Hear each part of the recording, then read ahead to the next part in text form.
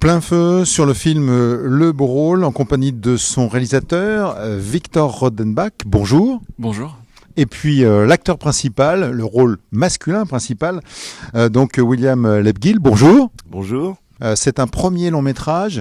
Alors je m'adresse au réalisateur. Comment est née l'idée de ce film, l'idée de raconter cette histoire, puisque c'est l'histoire d'un couple, centré sur un couple, celle de Nora, et puis d'Henri, qu'incarne William Lebguil. Nora, c'est Vimala Pons, et aussi leurs univers également. Je pense que la première envie, c'est de parler de théâtre, qui est un monde qui moi m'intéresse beaucoup, de parler d'acteurs, de parler de metteurs en scène, de personnages qui laissent une place importante à la passion dans leur vie, à un niveau professionnel, créatif, et faire le pont avec ça, avec effectivement une histoire plus sentimentale, et de raconter, faire une comédie sentimentale, une comédie romantique, et une comédie de remariage aussi. William, votre personnage d'Henri, justement, il a une relation sentimentale avec une metteuse en scène de théâtre, en train de monter une pièce. Et puis il y a le cinéma, le cinéma qui est un horizon qui vient frapper à sa porte. Moi j'aimais bien l'idée de jouer un acteur, parce que c'était un peu, je sais pas comment dire, un moyen aussi de montrer à mes parents ce que je vivais au jour le jour. Alors est-ce que justement il y a ce dilemme entre les planches, le théâtre et le cinéma? Est-ce qu'on peut naviguer d'un univers de l'un à l'autre? Alors là, dans le film, c'est traité sur le thème de la comédie, où on voit que là, faut prendre le train. C'est un peu, il y a des courses-poursuites pour essayer de se démultiplier. Ouais. Alors moi, je l'ai vécu assez différemment. Enfin, ça m'est déjà arrivé de jouer au théâtre le soir et de tourner la journée. Et pour moi, c'était une expérience plutôt exaltante, je dirais.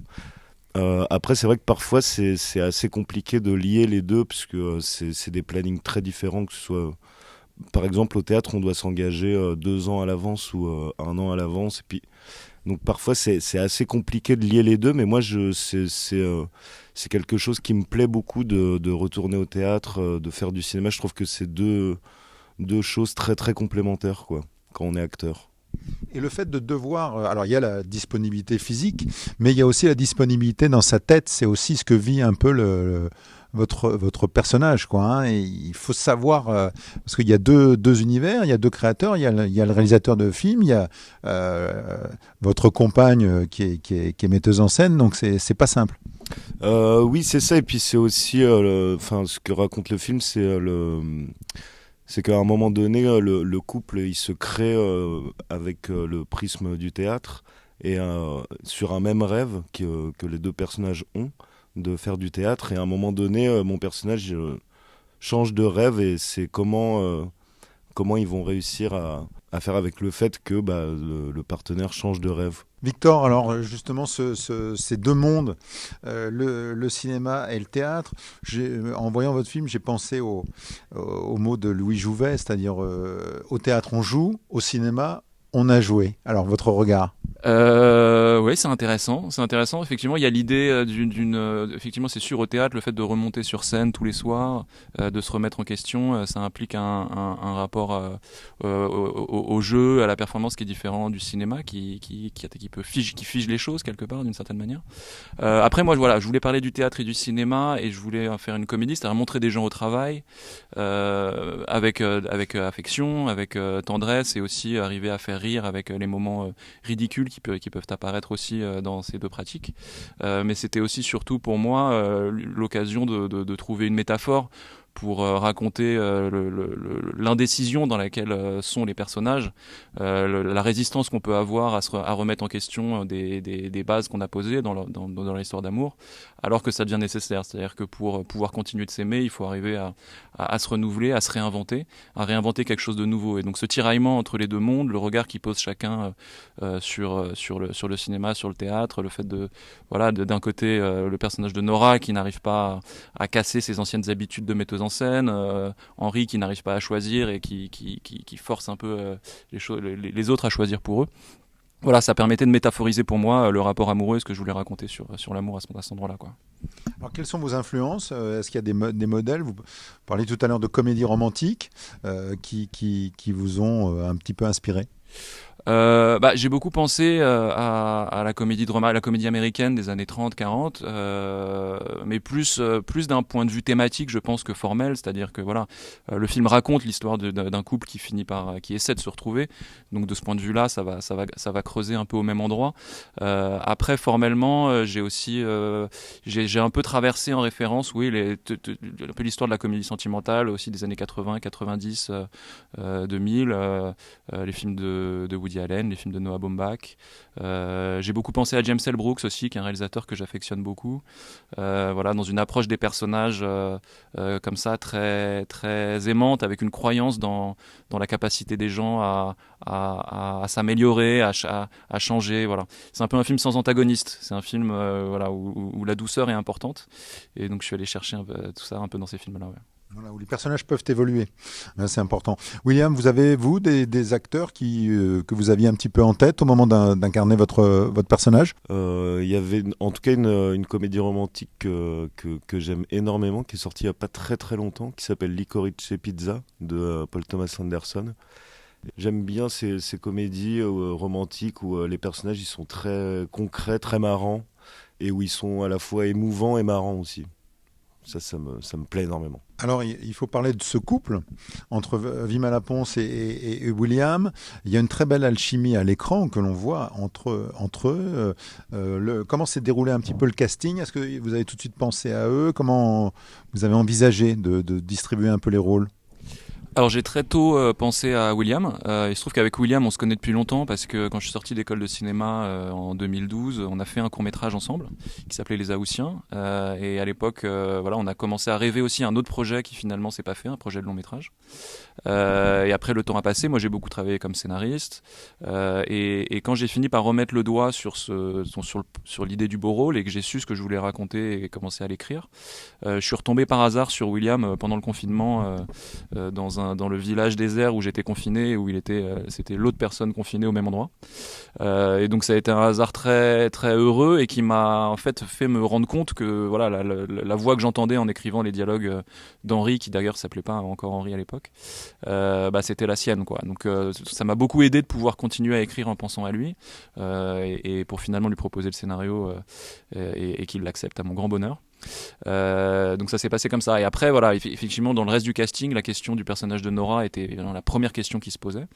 Et quand j'ai rencontré Vimala, il y a déjà une première rencontre juste entre elle et moi qui m'a donné un sentiment d'évidence en fait sur la proximité qu'elle avait, la compréhension qu'elle avait du rôle. Par le fait que c'est une actrice géniale déjà, et aussi parce que c'est une metteuse en scène de théâtre, c'est une performeuse, c'est-à-dire que voilà, il y avait toute une dimension du personnage qu'elle vivait déjà elle-même dans sa vie et qu'elle avait déjà questionné, et j'ai senti qu'elle allait apporter beaucoup au rôle grâce à ça. Et le deuxième temps, ça a été évidemment la rencontre avec William. Il fallait qu'il y ait une alchimie qui marche, une alchimie entre eux et une alchimie de eux deux avec le film. Et pour le coup, là aussi, ça a été une évidence tout de suite, quoi.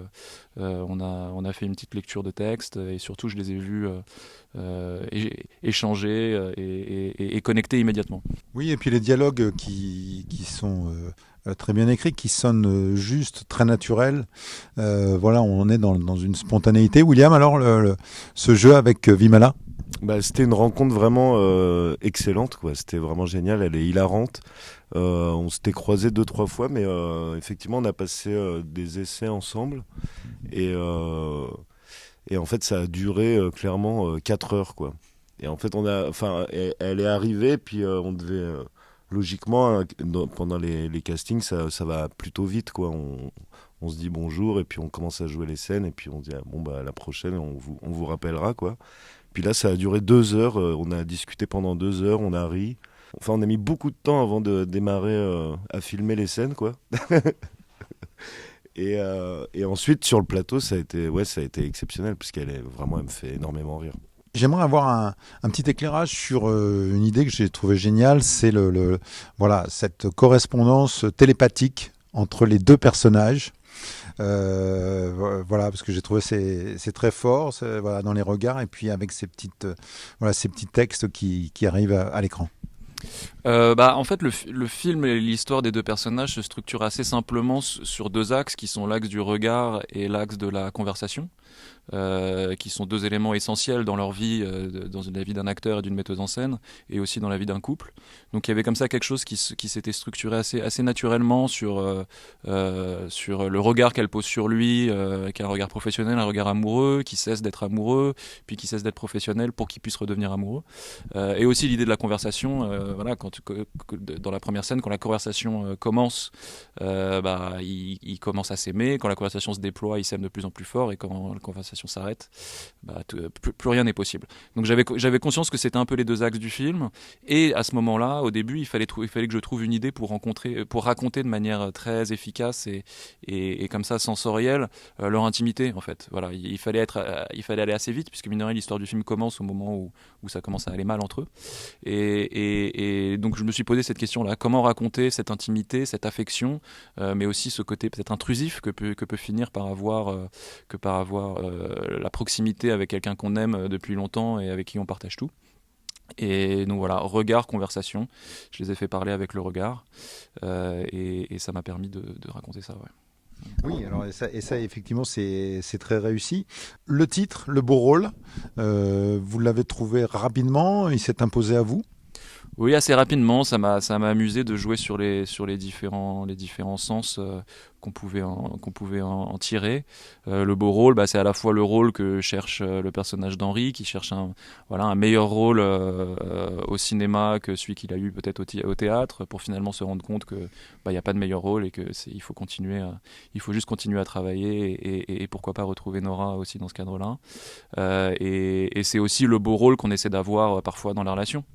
C'est vrai que les disputes qui structurent aussi un petit peu le film, disons que j'ai essayé de rire un peu aussi avec les personnages, avec les petites mesquineries qu'on peut avoir, l'hypocrisie qui peut apparaître à ce moment-là, où on essaie de passer pour la bonne personne de l'histoire. Il y a une scène de tournage de cinéma avec Bruno Podalides qui incarne le réalisateur. Donc voilà, vous êtes fan de son cinéma, c'est intéressant de l'avoir là à l'écran. Je suis un très grand fan de son cinéma. J'aime beaucoup tout ce qu'a fait Bruno. Ça a été même important pour moi. Pour le convaincre de venir sur le film, je lui avais écrit une petite lettre d'ailleurs où je lui racontais comment j'avais découvert Liberté Oléron à sa sortie, alors que j'étais encore au lycée, qui est un film que j'adore absolument, qui me fait rire, qui m'émeut. C'est vraiment un film magnifique. Et voilà, je lui avais raconté ça. Et notamment, il y a quelque chose qui est très marquant pour moi, c'est quand les films se retrouvent à marquer des relations humaines, et je lui avais raconté qu'à l'époque, avec un de mes amis au lycée, on avait vraiment créé notre amitié autour de Liberté Oléron. Voilà, comment en aimant un film ensemble, en le découvrant, ça façonne un peu notre identité, et on se cite des répliques, et voilà, et ça, c'est vraiment ce que le travail de Bruno avait fait à l'époque, et il m'a fait l'amitié et la confiance de venir sur le projet, donc c'était vraiment une grande chance. William, quel souvenir vous gardez de cette scène justement où il se rapproche de vous, et puis même il y a la scène avec le vélo à tourner en race campagne? Je garde un souvenir très froid, il faisait très très froid. J'ai jamais eu aussi froid de ma vie. Mais c'est vrai, parce qu'on se rend pas compte, mais c'est quand même, faut quand même réussir à montrer qu'on n'a pas froid, quoi. Alors qu'il fait hyper froid. Mais non, c'était à part le froid, c'était un souvenir magnifique. Bruno, c'est un acteur et un réalisateur que j'adore. Et on avait déjà fait un film ensemble qui s'appelait Les Complices. Et je sais pas, c'est très très doux et très agréable d'être à ses côtés. Bon, on va rester sur cette belle image de cinéma et de tournage. Merci beaucoup, merci à tous les deux. Merci à vous, William Lebguil, Victor Ronenbach, pour justement ces éclairages sur les facettes de ce long métrage, Le Beau Rôle, un premier film, voilà, une première réalisation qui sera sur les écrans le 18 décembre prochain. Merci beaucoup. Merci. Merci beaucoup.